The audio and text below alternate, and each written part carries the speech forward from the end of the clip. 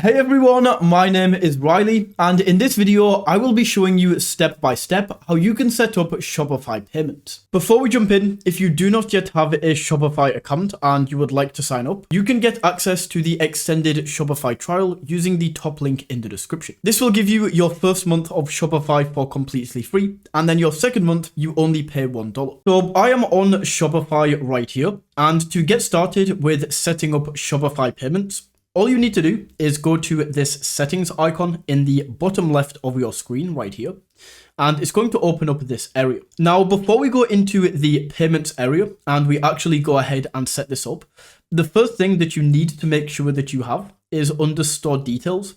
Make sure that the billing address is set up correctly. You have all of your information entered into here. You usually should, when you set up your Shopify account, you should have this. But if you don't, just make sure that is entered correctly. Once that is, we can then move down to payments on this left-hand side. And this is going to take us into the payments area. And you can see we have all of these different options where we can set up payments. So we have Shopify payments, we have PayPal, we have Amazon Pay. And then if we go to add payment method right here, you can basically go in and search for any other payment method that you might want to add. But honestly, I wouldn't really recommend this. Most of the credit cards and payment providers that you want to use will be included in Shopify payments. So inside of Shopify payments, this is essentially what we can set up in order to allow people to pay with 99% of payment methods out there. So Shopify payments will allow you to accept Apple Pay, Google Pay, Amex, Visa, MasterCard, like most of the main card providers are accepted on Shopify payments. So this is the first thing. This is the main payment method that we want to set up. So we can click on complete account setup right here. And the first thing it's going to ask for is it's going to ask for us to submit information about the business. So all we are going to do is click on submit details right here. And then it's going to ask things such as you are running your store as a non-profit, a registered business, an individual. So we just enter that in right there. Then as the owner of the business, you can just enter your personal details in right here. So your first name, your last name, date of birth, all of these other options. And then once that is entered, we can click on next. We can then choose the industry that you are selling in. So for most people, this is going to be entertainment and recreation, but you can go for like retail, food and drink, any of these options. So we put that in right there. And then we can select the subcategory that you are selling in. We can then enter a description of products and services, your tax number if you have one. We just go through and fill this all out and then submit for review. Just like that, the information has now been submitted for verification. So the next thing that we need to do once we have finished that first step is turn on two-step verification for your account. Essentially, this is just going to add extra security, so it's harder for people to hack you. We can just go turn on, very easy to do. Just sign in with your account right here.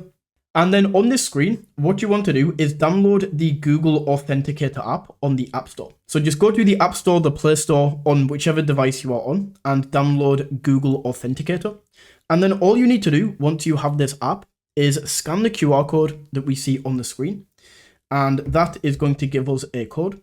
So we just enter that code in right here, click on turn on. And just like that, we now have two-step verification set up. Then the last thing that we need to do is add banking information right here. So we just go add bank account. You enter in your sort code and account number, connect up the bank account right there. And just like that, we now have access to Shopify payments. So these are all of the payment methods that people can use. We have Visa, MasterCard, Amex, Discover, Diners Club, Apple Pay, Google Pay, Maestro, Shop Pay, and Union Pay. These are more than enough, right? So as I say, you just connect your bank account up right there, and that is Shopify Payments activated. The final thing that I want to mention with Shopify Payments is you can actually save money depending on the plan that you have. Because look at this. With the basic plan, this is the one that I'm on, I'm going to get charged 2% and 25 pence for every transaction that somebody makes. But if I upgrade to Shopify, then this will be 1.7%, advanced is 1.5%.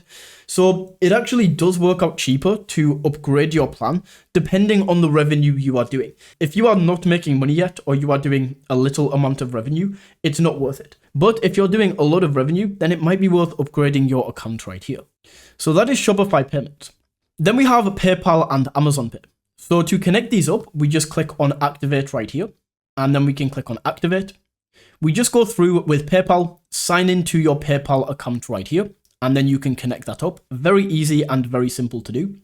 And then Amazon is going to be just the same, where we just click activate Amazon Pay, we go through and log into our account, and that's how you can connect both of those payment methods. Once you have that all set up, another very important thing that people seem to forget about is shipping and delivery. So we've now turned payments on, and people will now be able to buy from our store. So you need to make sure that you have shipping and delivery set up as well. If we go in, you should have a general shipping rate. And if we click in, it's going to show you the countries that are classed as general. So we have EU right here. We can see the rate name and the price for this. So the price that my customers will have to pay if they are in the EU is $14.99 for shipping. If they are international, this is $23.99. And then in the UK, where I am, they can get either free or $5.99 depending on the price that they go for. So what you might want to do is actually come into here and factor in the shipping price into the product price. So if shipping is crazy like this, I'll usually make my product a little bit more expensive because people don't usually mind paying a little bit more for a product, but people hate paying like $15 for delivery. So if you do that, you can just come in here and edit the rate. And then we could just set this to like 0. We could have like free worldwide shipping, and we just baked the price of the shipping into the product. So we don't actually lose money. I hope that makes sense. So we could do the same for this as well. Free shipping, just like that. And then if we wanted to, we could also add an express shipping if we want a faster shipping time. Just make sure your product actually offers this. So we could go express international, and we could maybe price this at $15.99. We can add that in right there, and that's now going to be added. So people now have the choice of if they want to go for free and wait a little bit longer, or if they want to pay and get their product faster. So that is how we can set up shipping rates right there. It's important once you have set up payments, so just make sure you do that as well if you do want to make any changes. But we now have payment set up, we have all of the shipping sorted, and that is how you can set up Shopify payments. So that is how you can set up Shopify payments.